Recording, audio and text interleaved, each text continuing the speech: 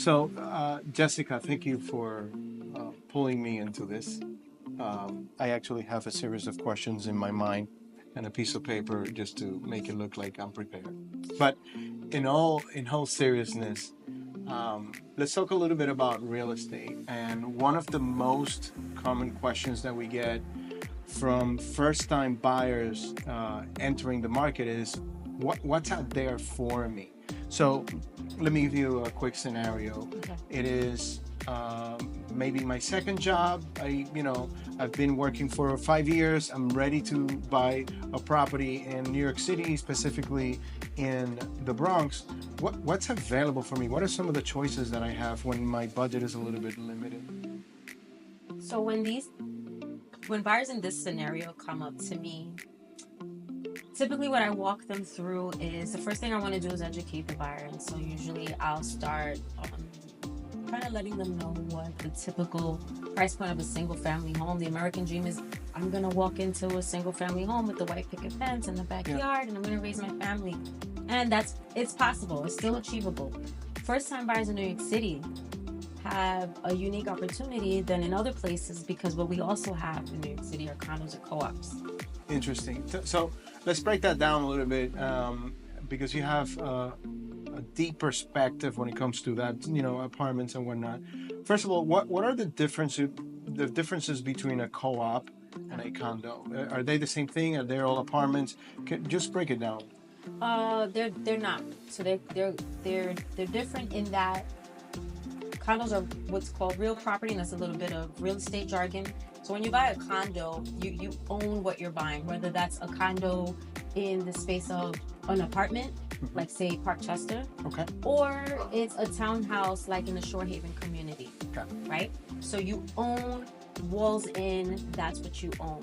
When you're purchasing a co-op, what you're doing is you're buying shares in a corporation of a building. Okay. So you're a shareholder in a co-op and you're an owner in a condo. Can you resell your co-op? Because also another question that comes up. Are you able to? How do you get access to the property through the shares? It's called proprietary lease. Is It's that a correct? proprietary lease, right? Right. So you can resell a co-op, and that's actually it's called a resale. So what you're doing then is you're selling the shares that you purchased. You're selling them. You're transferring them to the next shareholder. Got it. Got it. That's a great breakdown. So, condominium, you own the walls, you own the ceiling, you own the floor. In co-op, you actually own shares that give you access to the physical space. Is that a fair way to say it? You have a lot of experience in That's this. a way to look at it is that you are investing in that building. That's the easiest kind of way when I talk to people. You're an investor in that building. Oh, That's what you're doing. that's phenomenal. I had, never heard it said that way, but I think that's well articulated. Now, you use the term resale. Is there any other way to get? Is there like what happens before the resale? And can we talk a little bit about that? Yeah. So what has happened in New York City is many of the buildings that were constructed, we have a lot of what's called pre-war buildings, right? So these buildings went up and they mostly started out as rentals, right? And Okay. so there's an owner, a developer of that building that owns it and was renting out each individual unit, right? Somewhere along the line, in order to increase increase ownership and promote ownership in the city, owners then opted to convert those rental buildings into cooperatives, what we see now, right? And Yep. so a number of shares were allotted to those units, and the developer or the sponsor of that building, Or the landlord. or the owner, the landlord, Right. right? The landlord became the sponsor, and now with the conversion process from rental to co-op started. And so they started to sell the shares allotted to those units. Those first-time buyers, those people that bought the shares for the first time, they bought sponsor units because they bought the shares for the first time. Okay. So let me kind of celebrate you a little bit because you have built quite a marketplace here in the Bronx selling sponsor units. There is a high demand. A lot of buyers. Can you just give us kind of the quick rundown of what you tell? And by the way, thank you for breaking it down so eloquently. But can you give us a quick rundown of what do you tell a buyer that calls you and says, "What is a sponsor unit?" So, the easiest way is a sponsor unit is when you're buying an apartment from the owner of the building. Okay. The person who owns the building is selling those shares for the first time. If you buy it, you'd be buying those shares for the first time. For the first time. What are the advantages to buying shares for the first time versus what you mentioned earlier versus a resale? So first time purchase versus a resale of a co-op unit. What are the advantages? So when you're buying a sponsor unit, we'll start with the sponsor units. With the sponsor units, there's a few advantages. There's the advantage of a little bit easier financing. And why is what do you mean by that? Yes. So a little bit easier in the financing process is that sponsors tend to allow first-time buyers of those shares. They'll lower the threshold of the minimum down payment required. Okay. Usually when you're buying a co-op, there's a minimum down payment required. What is an average for the marketplace in the Bronx? About 20%. So anyone looking to buy a co-op, a resale, they would have to have ready 20%. On a $200,000 unit, that's $20,000. It could be a lot for a first-time buyer. What can it be for a conversion? What can it be for a sponsor unit? Is it 20% as well? No. So for sponsor units, I've seen the minimum down payment be as low as 5% down. That's which terrific. is amazing because, like I said, most are 20% down. So if you're looking, like you said, at a $200,000 co-op, you've got a much higher initial investment just to walk in the door. What about approval process? Because we know that in a resale, you have to go through a board approval process. What's the approval process for a sponsor unit like?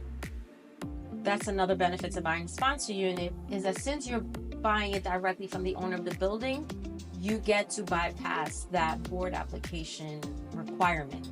So all you would have to do is qualify for the mortgage. So basically your mortgage application getting approved is you getting approved for the building. You don't have to have that extra step of completing a whole board application and then having that reviewed by the board, sitting for an interview, which adds an extra layer of a stressful scrutiny. situation. Yes. Yeah, no, we've seen that. What about the condition of the units because they're sponsored in bad condition? Most sponsor units are sold on a renovated condition. So Wow. you'll find it ready to move in, new floors, new kitchens, because the sponsor has been able to do the work. The apartment is vacant, and so the sponsor comes in, does the work, so now you have a clean slate to start with. Resales, although there's some beautiful resale units out there, you're not going to get like that new renovated unit. Right. So you get fresh set of shares and a brand new unit, right? That's pretty cool. I'm so glad that I came up with that. So converting buildings to co-ops is not just a thing of the past, although it happens for the majority of the Bronx. Are there any opportunities today where a buyer in the Bronx with a limited budget, but they want to go from renting to selling to purchasing rather owning? Are there opportunities in the Bronx today? There are. Oh, great! Tell us about that. There's a great opportunity in Soundview. There's a complex that I work very closely with that is in the process right now, today, of converting from a rental community to a cooperative community. So not 30 years ago, today, end of 2024, getting into the spring of 2025, you mean to tell me that a buyer is able to buy and take advantage of all of the benefits you mentioned, lower down payment, easier approval process, all of that, no board approval today? Today. So what break down the complex. What is the housing stock there like? The apartments, the amenities. Give us a little bit more about that. Yep. So the community is located in Soundview here in the Bronx, and it's called Lafayette Estates is the name of the community. So the units range from 1 bedrooms, 1 bath, 2 bedrooms, 1 bath, 3 bedrooms, 1.5 baths. Wow. 1 bedrooms are 750 square feet, which is a really comfortable square footage for a 1 bedroom. That's right. Apartment, 900 square feet for 2, 1,200 square feet for a 3-bedroom apartment, which is really the size of a small house. They're beautiful apartments. Yeah, and I know that the buildings are high rises, so you get some pretty phenomenal views. No, some real fantastic. There's really fantastic views. So you can get cityscape views if you're facing south, or if you're facing north, you get fantastic views really of the Whitestone and the Broads Neck Bridge. So you capture a little bit of the sound, you capture a little bit of the city, some of that LaGuardia traffic, landing and taking off. That's not bad. What are the prices for these units? So the 1 bedrooms start at $265,000, and as I mentioned, because there's sponsor units available, on the sponsor units you could do 5% down. That's not that bad. So it's roughly $12,000-$13,000. You can get your own one bedroom unit, no board approval. And what about some of the amenities in the neighborhood? How's transportation? What has been happening in the Soundview section as far as access to Manhattan? What are some of the highlights that you want to point? Well, the people of the East Bronx love the ferry. So the ferry's not far from the complex. And I haven't had a chance yet to ride the ferry, but a lot of my colleagues and a lot of my clients have, and they say that it makes the commute so much easier. But aside from the ferry, there's also other public transportation that's nearby. Major highways are nearby, so getting around is super easy. There is a beautiful shopping center that they just keep improving on over on White Plains Road. Yes. So I mean, it's really, the neighborhood has really become something that is pulling people together. People are really happy living there. No, it has become. I've seen in the few years that you have been managing the sales there, I have seen not just the area but the community flourish. What are some of the changes that they have done to the buildings themselves? Because we know that the sponsors take great care of the building. So what are some of the changes that they have done for the buildings? They've been really on this for the past 5 years. There's been this modernization project, and so what they've done is they've started with the exterior. And so they changed out like the awnings, they did landscaping, they've taken care of the landscaping in front of the buildings, but also on the gated courtyard that's specifically for the residents. They've updated the 2 playgrounds that are on site for the residents. And then now they've moved into the building, and so the lobby was modernized. They put in brand new elevators within the past 2 or 3 years. With TVs.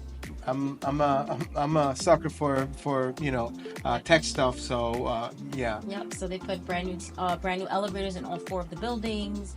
The laundry rooms were also updated. So it's a constant process. The buildings they just keep on reinvesting into the community. Interesting.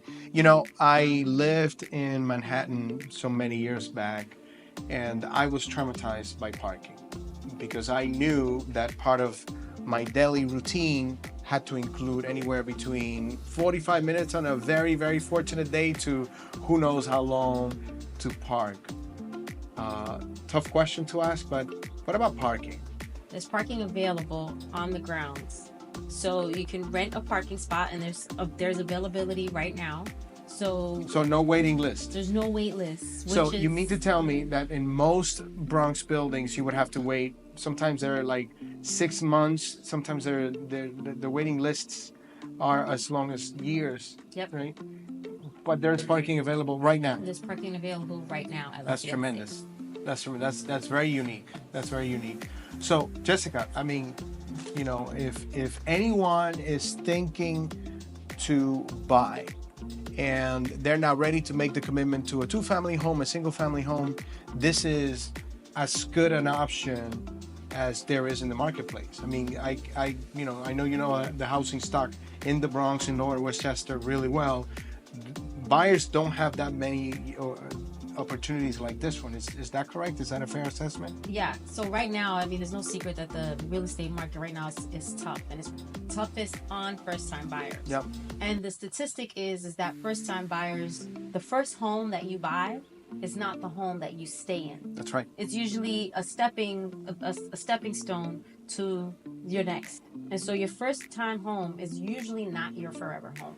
And so I tell people, if we're not quite ready to commit to a single-family, 2-family home, then why don't we go into a co-op? Let's get into a co-op. Let's get into a sponsor unit. It gives you that lower threshold for that initial investment. Yep. And the beautiful part about it is that since Lafayette Estates is still converting, there is so much room for the value to continue to move up. And so there's resale value there. So let's close out with that.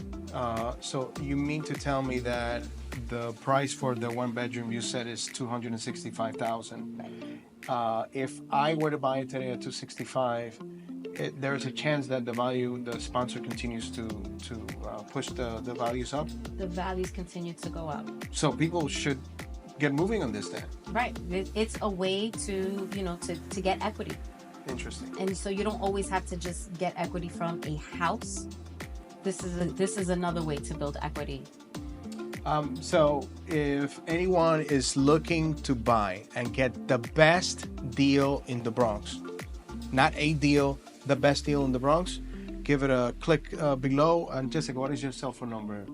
You can reach me at 917-853-7968. That's my direct line. And you can reach me at 911. Thank you so much, guys.